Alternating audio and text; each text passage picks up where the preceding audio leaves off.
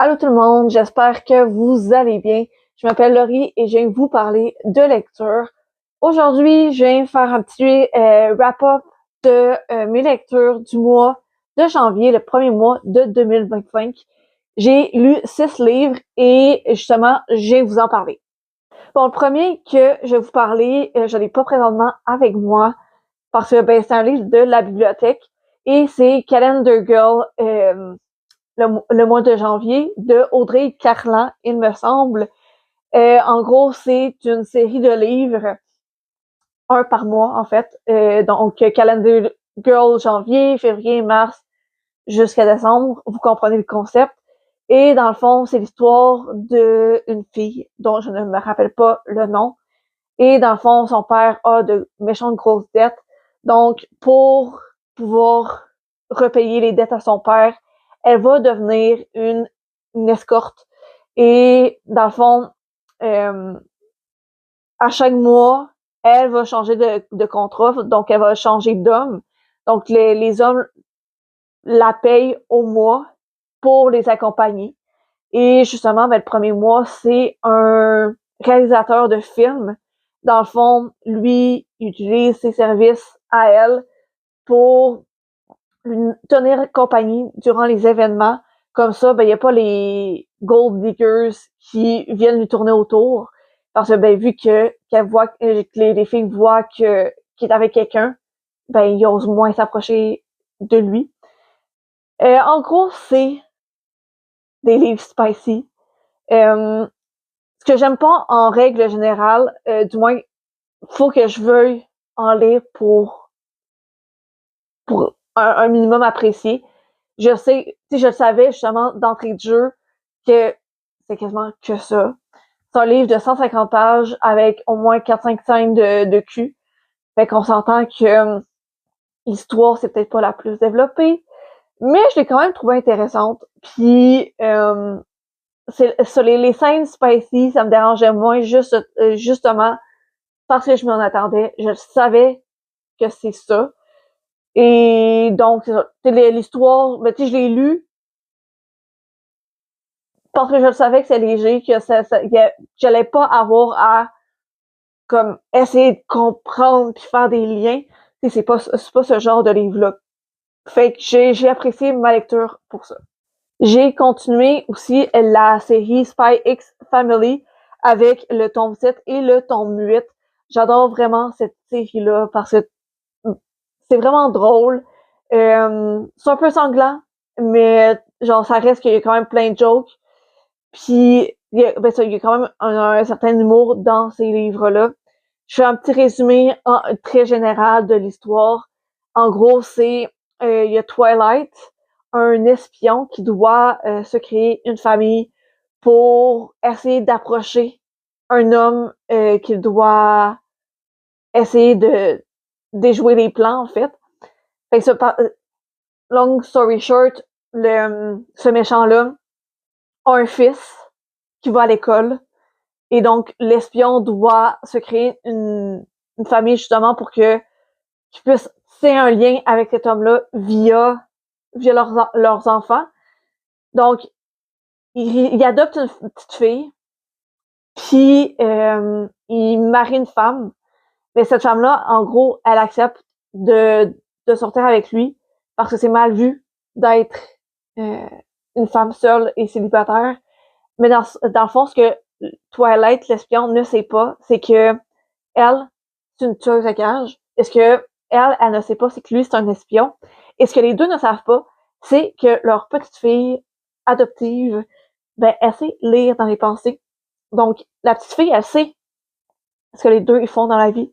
Fait que ça ferait, genre, elle sait ce qu'ils pensent. Ça crée plein de moments vraiment, genre justement, en tout cas, c'est vraiment bon. Ça se lit super bien. Et j'ai tous les tomes en ce moment dans la bibliothèque parce que j'avais vraiment aimé les premiers. Et je me suis dit, je vais toutes les acheter. Et j'ai même le 13e qui est sorti récemment. Fait que je vais pouvoir continuer à les lire durant le mois de février. Un livre qui m'a vraiment surpris, c'est La confrérie du loup de Silène Edgar. En fait, ce qui m'a surpris, c'est qu'il y ait un livre, et il y en a même 2 de ce que j'ai vu, sur le jeu des loups-garous. Si vous connaissez pas le jeu des loups-garous, honnêtement, je sais pas je sais pas ce qui se passe dans votre vie, mais il y a quelque chose qui cloche parce que je pense que tout le monde connaît le jeu du loup-garou. Je sais que c'est un film qui a été fait, j'ai pas encore écouté, mais j'aimerais ça l'écouter. Et justement, ben, c'est un peu, l'histoire tourne un peu de ça. Il y a des loups-garous, il y a une voyante, c'est tous les personnages du jeu. Puis ça se passe au Moyen Âge, et il y a Amaury qui se fait envoyer dans le village de Tiercelieu parce que, dans le fond, son père est un riche, il est riche et il a des terres. Il part en guerre avec ses ennemis et pour protéger son fils, ben, il l'envoie à Tiercelieu. Ce que Amaury et son père ne savent pas, c'est qu'il va y faire plein de découvertes, dont c'est quoi les loups-garous, et tout genre toute la magie autour de tout ça.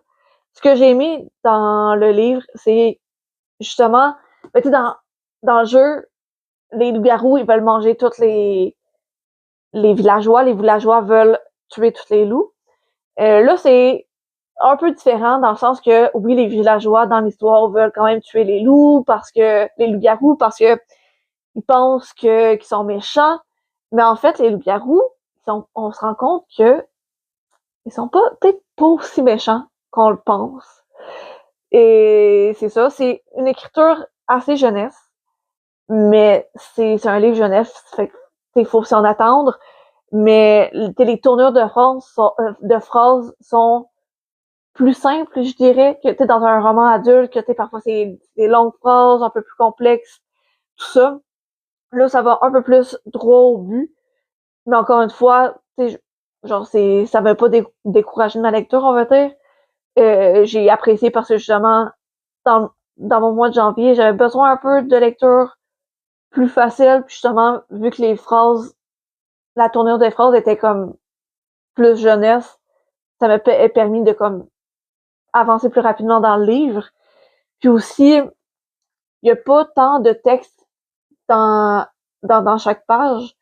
Fait que ça aussi, ça m'a beaucoup aidé à bien avancer dans ma lecture.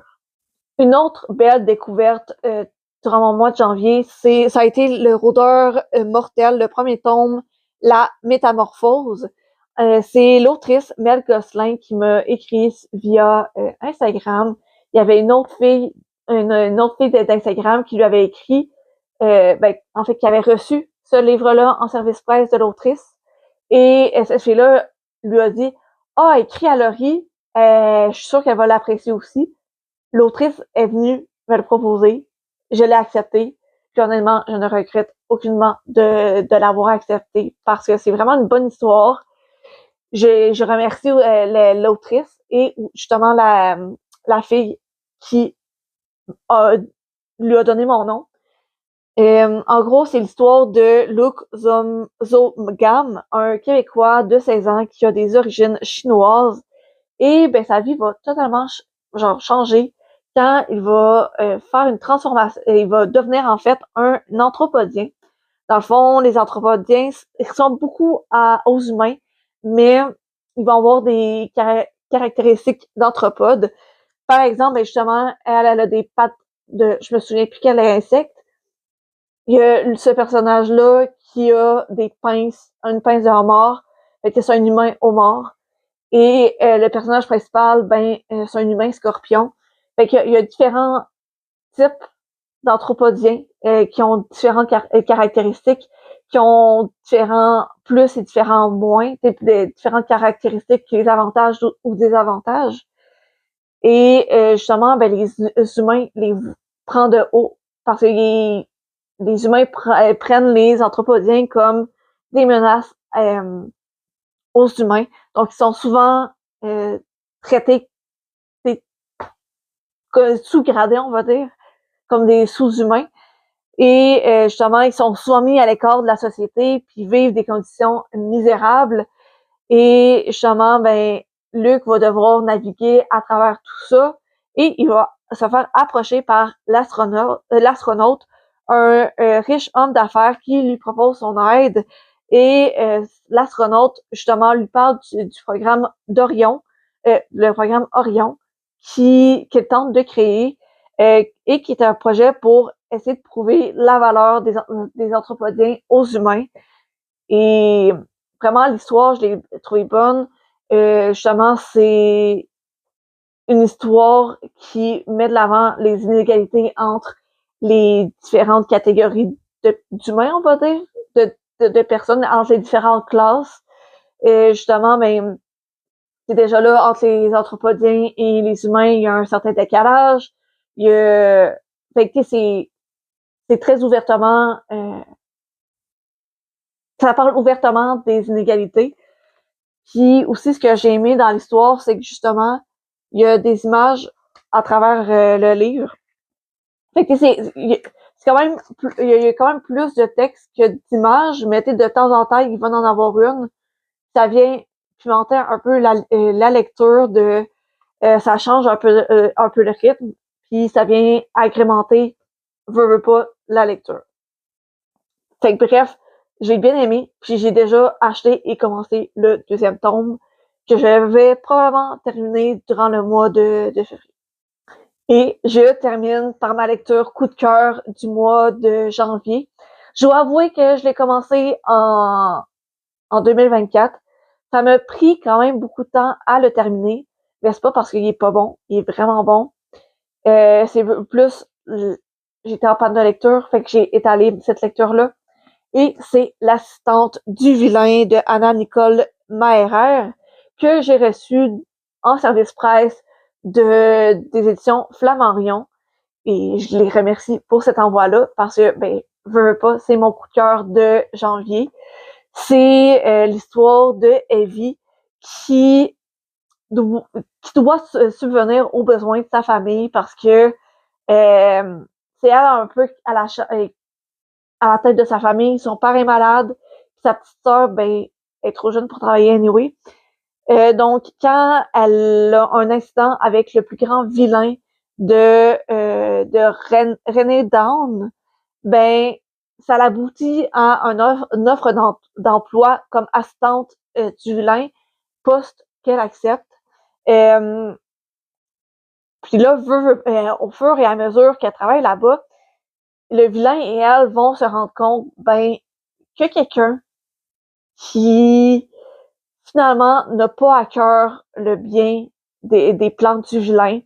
En fait, il y a beaucoup de ces plans qui tournent mal, comme si quelqu'un allait dire au roi les plans du vilain.